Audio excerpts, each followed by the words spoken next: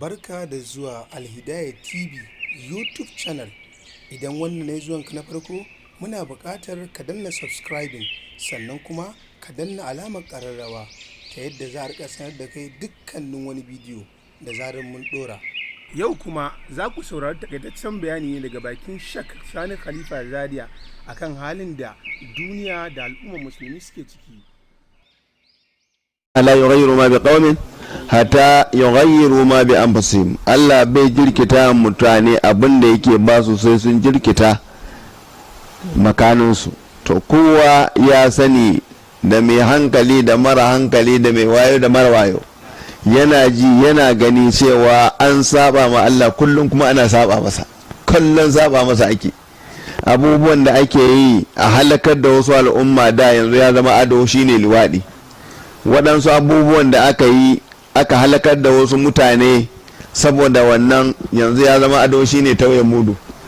Wani abubuwan da aka yi aka karyata bayan Allah duk ya zama wannan. Mai gaskiya yau shine ba abin tausayi, mara gaskiya shine ke kan gaba.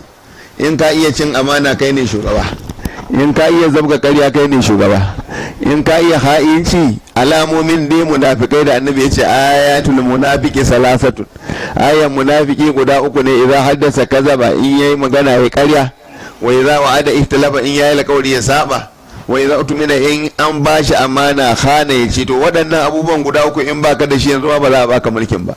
In kai ba makareci bane ba za ka samu ba, in ba mai saba alƙawari ne ba za ka samu ba. Saboda ka gaskiyar magana a koma ga Allah. Kuma abin mamaki, lokacin da ake so a koma ga Allah sai aka ce wai a guje ma Allah. Idan bala'i ya samu, ina ake komawa wajen Allah. Zaka yi Allah yana da daki ne da zaka shiga, ai masallaci ne dakin Allah. A shiga masallaci nan ne wa annal masajida lillahi fala tad'u ma allahi ahada. Mai karatun Qur'ani yayi, mai istighfari yayi, mai nafila yayi, mai sallah yayi, mai sadaka yayi. A masallaci nan ne inda manzon Allah yake taruwa da sahabbansa yake addu'a. To mu wannan bala'in da ya zo a duniya sai aka ce kar a je masallaci, kar a yi sallar juma'a, kar a yi sallan kaza, kar ma a kiran sallah. To tabbas wannan ya nuna cewa masu jagorancin ba su san addini ba. Da sun san addini da sai a koma ga Allah. Ko in an koma ga Allah sai yayi, shi ya kawo, shi kuma zai yayi. Saboda ka muna kira ga al'umman musulmi da masu shugabanci su sani cewa ba guje ma Allah ake ba, kowa wa Allah ake. Idan ka guje ma Allah sai ya barka da dabaranka. To wallahi an bar mu da dabaran mu ba zai taɓa yiwa ba, abubuwan da muke nema ba zai taɓa yiwa ba. Ci gaba da guje ma Allah kuma ba zai kawo sauki ba, wallahi karuwa zai yi.